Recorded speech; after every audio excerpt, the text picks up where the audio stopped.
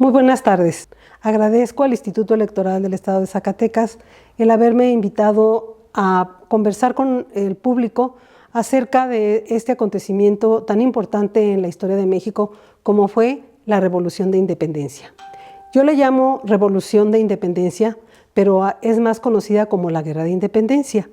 Y acerca de eso, pues me gustaría aclararles a ustedes que hay una polémica porque hay quienes dicen, esta no fue una revolución, porque los logros que se alcanzaron fueron pocos. Desde mi punto de vista, sí fue una revolución, porque lo que pretendía era un cambio económico, político, social, sobre todo porque había tanta diferencia entre los diferentes grupos étnicos que habitaban en la Nueva España.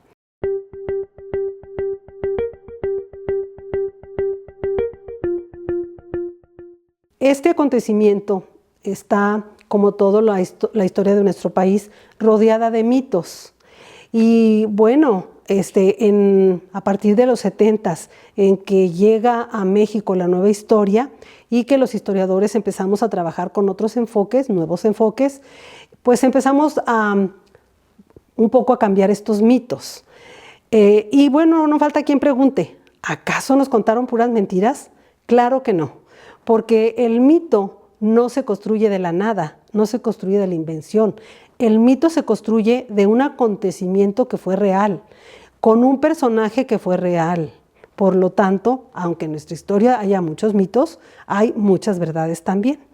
Así, no ahondaremos en las causas que propiciaron la Guerra de Independencia, esta separación que se hizo de la Nueva España y España, que fue un largo periodo, porque inicia el 16 de septiembre de 1810. Y aquí tenemos otra controversia. Hay quien asegura, o pregunta más bien, ¿por qué dicen que el 16 de septiembre? ¿Por qué dicen que el 15 de septiembre? Bueno, pues Miguel Hidalgo llama a los fieles a la misa de medianoche, y la misa de medianoche era a las 12. Quiere decir que ya no era 15 de septiembre, era 16. Y si los llamó a las 6 de la mañana, tampoco ya no era 15 de septiembre. Entonces, ¿por qué el 15 de septiembre se da el grito de independencia? Pues porque un gobernante que vivió casi 100 años después, que gobernó por más de 30 años en México, decidió que el 15 de septiembre se diera el grito porque ese era el día de su cumpleaños. Me refiero a Porfirio Díaz. Porfirio Díaz decidió hacer una gran fiesta para conmemorar su cumpleaños y de paso mover la fecha en la que se conmemoraba la independencia de México. Y entonces por esa hora pues festejamos el 15 y festejamos el 16, ambas fechas. Creo que es importante que nuestro público tenga claro esto, ¿sí? Entonces es válido. Y luego se conmemoraba, cuando yo recuerdo era niña y adolescente, a las 12 de la noche se daba el grito. Pues ahora se da a las 11 de la noche. No sé cuál gobernante decidió cambiarlo, pero también ya se cambió y se da a las 11 de la noche. Estas pueden parecer nimiedades, pero son cosas importantes porque las personas a veces se preguntan, ¿por qué esto o por qué aquello? Bueno, la independencia sabemos que fue iniciada entonces el 16 de septiembre de 1810 en el pueblo de Dolores Hidalgo, donde Miguel Hidalgo, en aquel entonces nada más era Dolores, ahora es Dolores Hidalgo, donde en aquel entonces el cura Miguel Hidalgo ejercía su ministerio. Y la conspiración se preparó en todo el Bajío, que incluye Guanajuato y Querétaro, y fue precisamente en la casa de una mujer importante, Josefa Ortiz de Domínguez, donde se reunían Ignacio Allende, Juan Aldama, una serie de sacerdotes y de autoridades menores seculares que pues estaban planeando iniciar este movimiento. Antes de ya habían ocurrido otros 2 intentos, y los 2 intentos fueron descubiertos. Los cabecillas de los movimientos fueron encarcelados, y entonces en esta tercera conspiración, que es la conspiración de Querétaro, pues estaban cuidando las formas, estaban cuidándolo todo para no ser descubiertos. Y bueno, se encubría con el tema de las veladas literarias. Las veladas literarias estuvieron muy de moda en el siglo XVIII y consistían en que en una casa se reunían hombres y mujeres, platicaban un poco de todo, se suponía que comentaban libros, que había música, que había conversaciones de toda índole, pero en los últimos años fue primando la cuestión política. Y entonces esta reunión que se hacía en casa de José Ortiz de Domínguez era pues eminentemente política, disfrazada de una velada literaria. Su esposo, el corregidor de Querétaro, don Miguel Domínguez, Manuel Domínguez, no participaba, se abstenía, pero sí sabía qué estaba sucediendo en su hogar y permitía pues a lo mejor entre comillas, José Ortiz de Domínguez seguramente que era una mujer independiente y por eso ella organizaba estas tertulias, era una mujer líder. Y cuando ella se entera de que la conspiración ha sido descubierta, tuvo la decisión de mandarle avisar inmediatamente a Allende, que era el que se suponía iba a ser el líder del movimiento revolucionario. Pero el mensajero no encontró a Allende y entonces le avisa a Hidalgo. ¿Qué es lo importante aquí de José Ortiz de Domínguez? La historia nos la presentó casi siempre como una señora que su esposo le encerró y que ella estaba escuchando detrás de la puerta y que pegó con un taconcito para que viniera el mensajero. Como haya sido, esto es parte del mito. Lo cierto es que la mujer fue una mujer decidida y que gracias a esa decisión de José Ortiz de Domínguez, los caudillos no fueron hechos prisioneros. Se animaron y dijeron, pues con lo que tenemos y con lo que podemos. Y es entonces por eso que casualmente Hidalgo se convierte en el líder. El líder iba a ser Allende, no Hidalgo.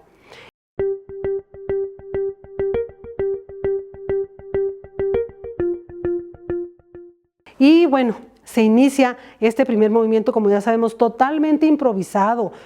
Van los hombres y las mujeres armados con palos, con piedras, con lo que tenían a la mano, ¿verdad? Y toman por estandarte la Virgen de Guadalupe y se lanzan. Y en ese primer momento Hidalgo nunca les habló de que nos vamos a separar de España, vamos contra el rey. No, no iban contra el rey, iban contra los gachupines corruptos que estaban aquí en la Nueva España, que los tenían oprimidos, y es entonces pues que así inicia este primer movimiento, en los que los caudillos principales serán Hidalgo y Allende. Es un movimiento corto, a la que se irán incorporando más hombres y más mujeres en la medida que avancen. Toman Guanajuato, la Lóndiga, ¿verdad? Esto es un acontecimiento también muy mitificado, en el que se dice que encerraron a los españoles y que hay un gran derramamiento de sangre. Y por supuesto a Hidalgo no le gustaba eso, ¿verdad? No era muy partidario de la violencia. Y Allende, que se une con sus tropas en Guanajuato, ve cómo el movimiento se está desbordando y tampoco no le gustó. Él quería como un poco de disciplina. Entonces sí, efectivamente, en todo movimiento social, sobre todo que busca un cambio y una revolución, hay muchos objetivos a lograr. Alguien quiere el poder político, alguien dice no, lo más justo es que se acabe la diferencia social, alguien dice hay que repartir la riqueza, y entonces estos diferentes objetivos van haciendo que un movimiento se prolongue y que no alcance rápidamente a consolidarse, y eso fue lo que sucedió con la Revolución de Independencia. La etapa de Hidalgo y de Allende es corta, dura de septiembre de 1810 a diciembre de 1810, en que son fusilados los dos principales caudillos, y con esto termina esta primera etapa, que es de iniciación.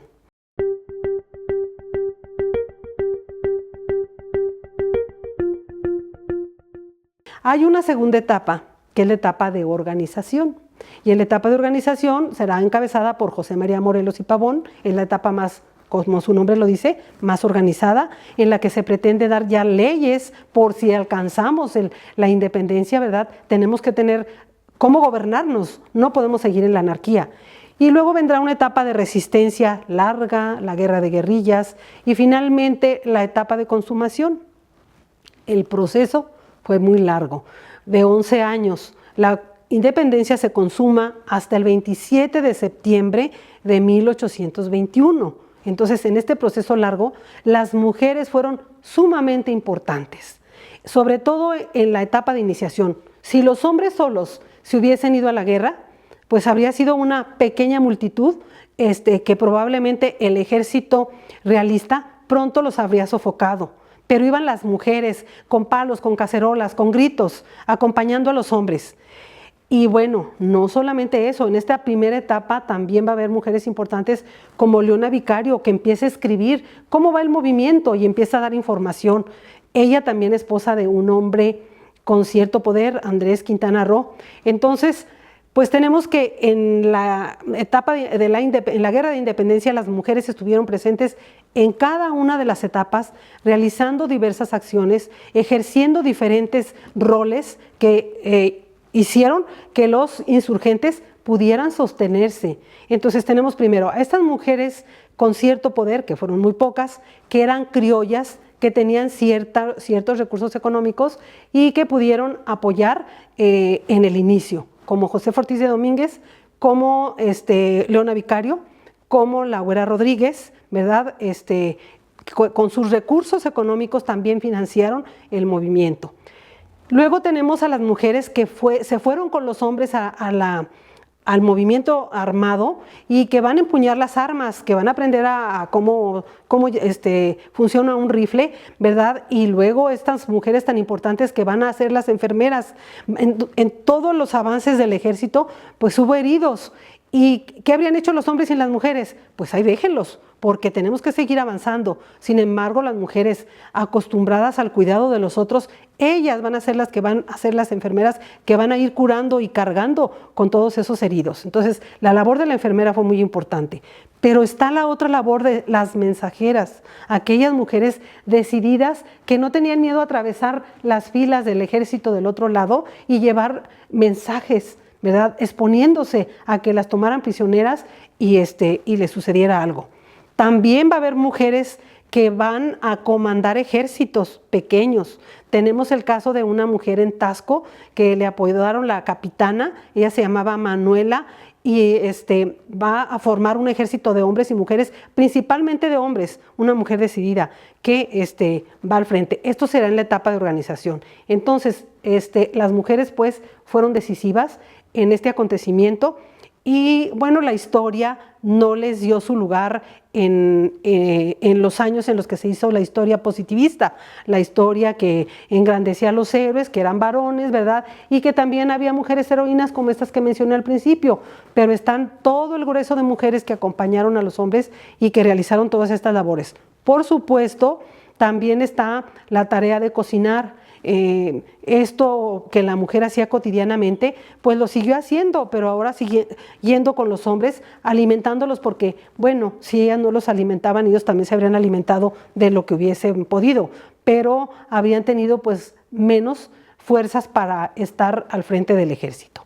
Entonces la labor de las mujeres fue sumamente importante y a partir de que se hace esta nueva historia, las historiadoras que decidimos trabajar en la historia de las mujeres, nos hemos dedicado a rescatar nombres y acciones de mujeres y a ponerlas en el sitio que les corresponde a la par que los hombres y a comprender, a tratar de que quienes nos escuchan, quienes nos lean, estén conscientes o estemos conscientes de que todo acontecimiento, todo cambio social que queremos lograr se hace de manera conjunta, hombres y mujeres. Pero sí hay una visión un poco distinta en lo que los hombres pretenden y en lo que pretenden las mujeres. Haciendo un análisis de los objetivos que plantean casi siempre los hombres tienen que ver con la cuestión política, con el poder. ¿Qué es lo que a veces las mujeres buscan?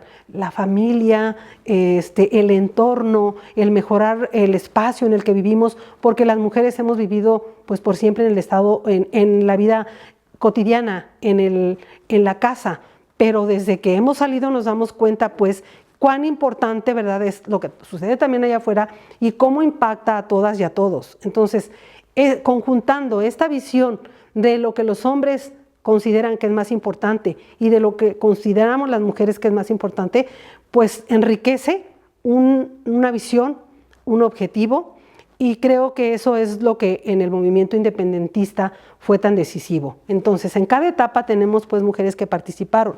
Las mujeres que participaron en el ejército, tomando las armas o comandando un pequeño ejército, por lo regular fueron mujeres mestizas, no criollas.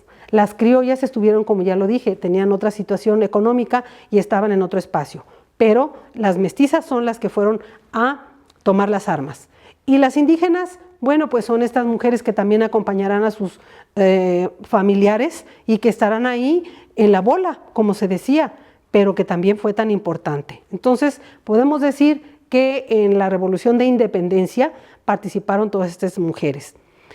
En la segunda etapa, que es la etapa de organización, que es en la que Morelos se centra en una pequeña parte, pero que sobre todo decide darle a México la primera constitución, que será la Constitución de Apatzingán, promulgada en 1814, y que con esto termina su periodo de Morelos, porque pues van a atender la guerra y atender la cuestión legislativa, y la cuestión de gobierno va a ser muy complicado. Entonces, en este ir de un lugar a otro, también lo hicieron prisionero, también es fusilado, ¿verdad? Y también ahí con su fusilamiento termina.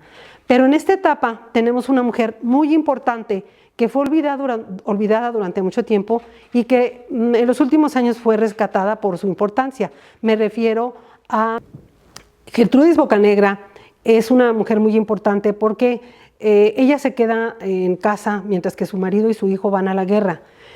Fueron hechos prisioneros, los fusilaron, y entonces ella decide también integrarse y se integra en un grupo llamado los Guadalupes, que fue en la zona del Bajío muy destacada, y ella sobre todo se convirtió en mensajera, pero además también empuñó las armas y además se atrevía a protestar abiertamente, de tal manera que también fue hecha prisionera y fue la única mujer que mandaron fusilar durante todo el proceso independentista. Actualmente existen biografías muy completas sobre José Ortiz de Domínguez, sobre Leona Vicario, sobre Gertrudis Bocanegra, en la que se aborda pues dónde nacieron, a qué se dedicaron, quiénes fueron sus padres, cómo es que se integraron al movimiento independentista y cuál fue su papel en ese momento.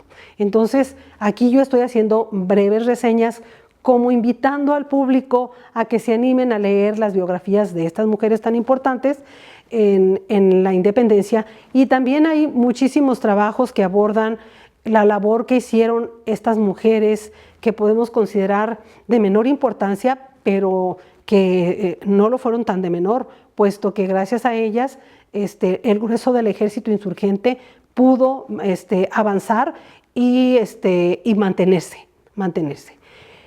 Entonces, así como tenemos un héroe, un caudillo, José María Morelos, en la etapa de organización, así tenemos a esta mujer, Gertrudis Bocanegra.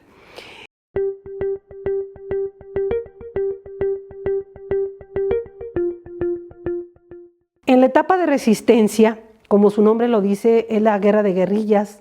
El español Francisco Javier Mina viene a la Nueva España a reforzar las acciones de los revolucionarios, a darles ánimo para que continúen, y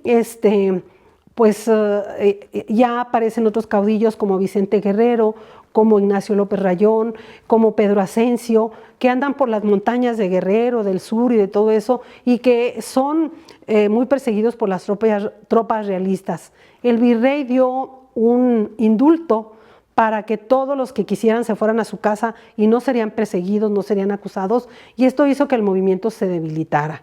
De tal manera pues que se llega a 1820 sin que se logre nada. Parecía como que ya se había perdido el movimiento independentista, que no se iba a lograr la separación, que los caudillos estaban cansados, y es entonces cuando surge la figura de Agustín de Iturbide. Agustín de Iturbide, por supuesto, era un general muy importante de las tropas realistas.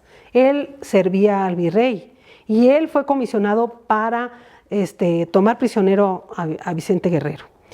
Y pues lejos de eso, ¿verdad?, trata de conciliar, llegan a un acuerdo. Está el famoso abrazo de Acatempan, que también es un mito, porque ya hemos comprobado que nunca se encontraron en Acatempan, que no se dieron el abrazo, que todo fue a través de mensajeros, porque Guerrero desconfiaba de Iturbide y decía, bueno, pues puede ser que haya ahí una emboscada, ¿verdad?, y no se logre nada. Entonces fue a través de mensajeros que se llega a un acuerdo, y a final de cuentas el que logra quedarse a la cabeza del ejército que se va a conjuntar y que le va a llamar Ejército Trigarante será Agustín de Iturbide. Entonces, quien consuma la independencia es Agustín de Iturbide. Y al lado de Agustín de Iturbide tenemos otra mujer polémica, importante, como es Ignacia Rodríguez, más conocida como la Güera Rodríguez, que su nombre es largo, largo, largo. Tiene como 5 nombres, pero pues es conocida como la Güera Rodríguez. Una mujer con dinero, una mujer culta, con muchos conocimientos, que fue un eslabón muy importante para que Iturbide decidiera justamente conectar con Guerrero y decidiera darle pues fin a este proceso que ya era tan largo. Entonces, en cada etapa nos encontramos con alguna mujer destacada, pero con muchas mujeres que no abandonaron las armas. Por ejemplo, el movimiento independentista a Zacatecas no llegó tan pleno como se dio en el Bajío, en Guadalajara, en Guanajuato, en Dolores, Hidalgo, en todas estas regiones, en Taxco, en muchas partes de Guerrero. Acá fue leve, ¿sí?